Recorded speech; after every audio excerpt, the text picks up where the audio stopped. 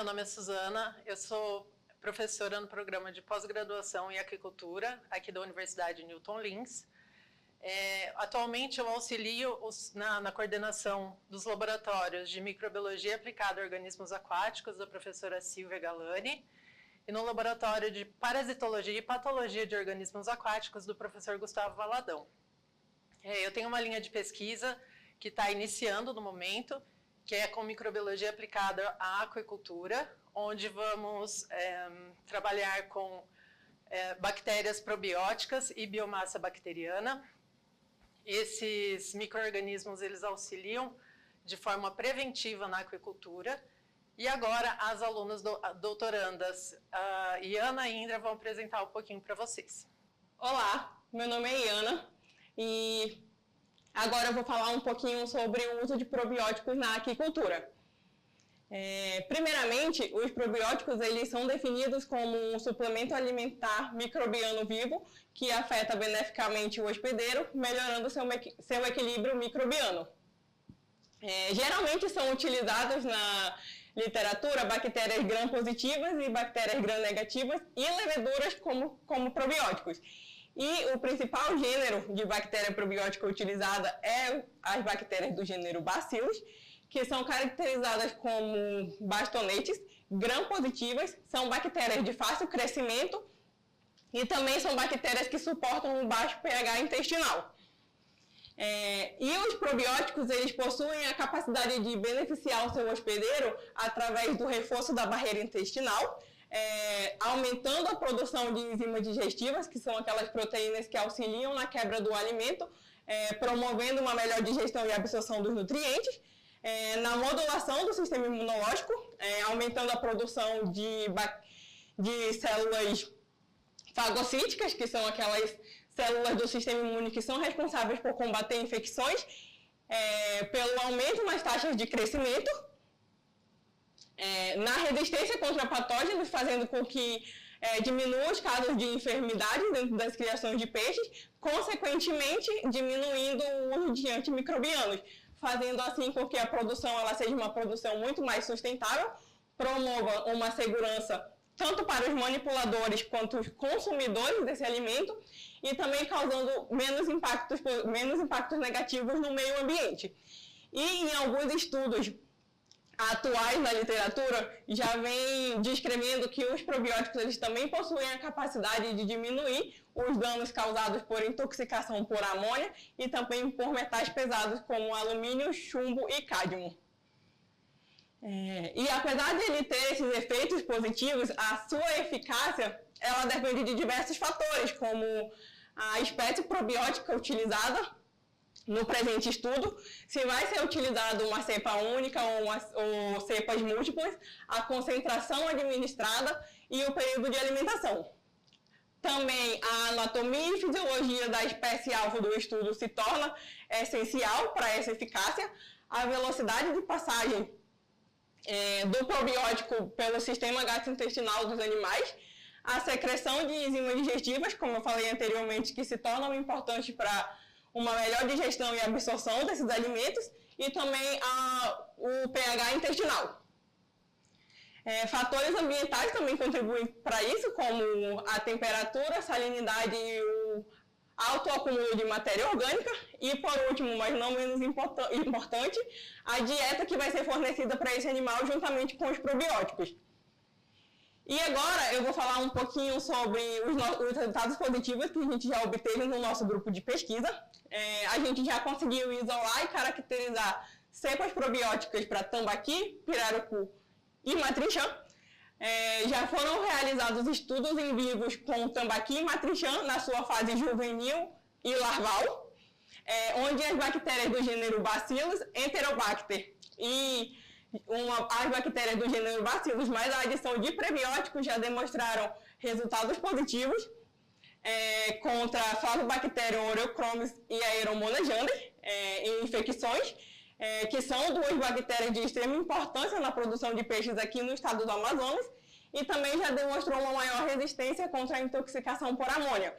E tudo isso se dá devido à modulação do sistema imunológico desses animais E no caso da intoxicação por amônia, é que os probióticos eles também possuem a capacidade de aumentar a produção de enzimas digestivas, consequentemente diminuindo os danos causados pelo estresse oxidativo. E agora eu vou chamar a Indra para falar um pouquinho sobre o uso de biomassa bacteriana na aquicultura. Obrigada, Iana. Agora eu darei continuidade para explicar sobre uma outra linha de pesquisa do laboratório, que é a utilização de biomassa bacteriana na aquicultura. No laboratório, a gente tem utilizado uma cepa de Rhodopseudomonas palustres. Essa bactéria ela faz parte de um grupo de bactérias fotossintetizantes, ou seja, essas bactérias utilizam a luz como fonte de energia. E essas bactérias elas podem ser encontradas em áreas anóxias, que são aquelas áreas com pouco ou sem nenhum oxigênio, como esgotos, canais e lagos. Essas bactérias elas também podem ser encontradas em ambientes com variações extremas de pH, então elas podem ser encontradas em ambientes com pH ácido, básico e também em ambientes com alta salinidade. Essa bactéria ela vem sendo aplicada em várias tecnologias, incluindo o tratamento de resíduos, a biorremediação, principalmente de solo, a produção de hidrogênio, também como biofertilizante e na nutrição animal.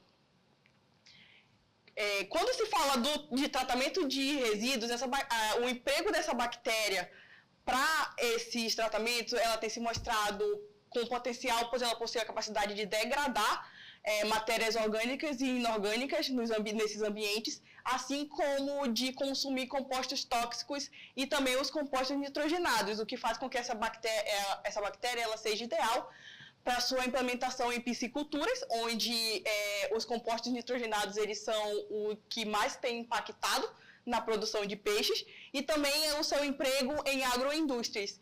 Esses são dois ambientes onde esses resíduos eles podem estar causando um maior impacto no meio ambiente.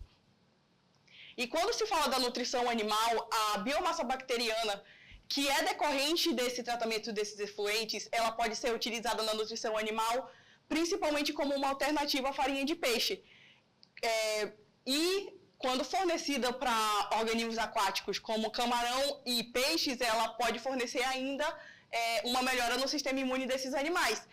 Ainda auxiliar numa diminuição da pesca predatória, sendo que para a produção dessa farinha de peixe, muitos desses animais eles são provenientes dessa pesca predatória. Com isso, vai impactar no ecossistema aquático. Então, utilizando essa biomassa como uma alternativa a esses peixes, vai estar ajudando na conservação dessas espécies. No laboratório, a gente tem utilizado essa cepa de Rhodopseudomonas palustres. Essa cepa ela foi isolada aqui no estado do Amazonas, em Manaus, de um frigorífico de pescado. Para a produção da biomassa, utilizando essa cepa, a gente utiliza esses fermentadores que estão nessa foto à direita. Então, a gente adiciona esse efluente também de frigorífico de pescado. E esse efluente ele vai servir como alimento para essa bactéria. Então, a gente adiciona um concentrado dessa bactéria nesse efluente. E com o passar dos dias, essa bactéria ela vai consumir esse efluente e, consequentemente, vai gerar essa biomassa bacteriana. E esse processo ele demora em torno de 9 dias. Então, é possível ver também na imagem que, com o passar dos dias, é perceptível a diferença no conteúdo dentro desses fermentadores. Um dos principais resultados do laboratório é para a questão de tratamento de efluente, onde a gente também utilizou essa bactéria para tratar efluente de pescado. Contudo, o uso dessa bactéria para esse tratamento ele ainda não se mostrou totalmente eficaz, mas ele pode ser utilizado como um pré-tratamento, pois ainda assim vai precisar de um outro tratamento antes desse resíduo ser devolvido desse refluente ser devolvido para o meio ambiente, mas com esse pré-tratamento a gente vai possuir essa biomassa bacteriana, que vai ser um subproduto com um alto valor agregado, visto que essa biomassa ela é rica em muitos fatores nutricionais, principalmente com a proteína. E no laboratório a gente tem incluído essa biomassa bacteriana principalmente para a alimentação de peixes, focando na prevenção de doenças e tentando melhorar a saúde desses animais. um dos principais resultados disponíveis no laboratório é dessa biomassa como imunoestimulante. Então, foram suplementados tambaquis com essa biomassa bacteriana e esse peixe ele apresentou uma resistência a Aeromonas jandae e Flavobacteria oreochromis, que são duas bactérias que são responsáveis por causar maior mortalidade nesses peixes. E também para o acarabandeira, que é um peixe ornamental, a suplementação desses animais com essa biomassa bacteriana gerou uma resistência desses animais frente à infecção por Aeromonas hydrophila, e também foi possível ver que houve uma intensificação na cor desses animais. A utilização dessas biotecnologias, como os probióticos e também a biomassa bacteriana, e esses resultados positivos que foram obtidos faz com que a implementação dessas biotecnologias na criação de peixes se torne um fator essencial para conseguir aumentar cada vez mais a produção desses animais. Obrigada pela atenção de todos. Esse foi um pouquinho da linha de pesquisa que a gente tem desenvolvido no laboratório, e vocês estão todos convidados a vir à Feira de Agronegócios e conhecer um pouco mais do que está sendo exposto aqui. Obrigada.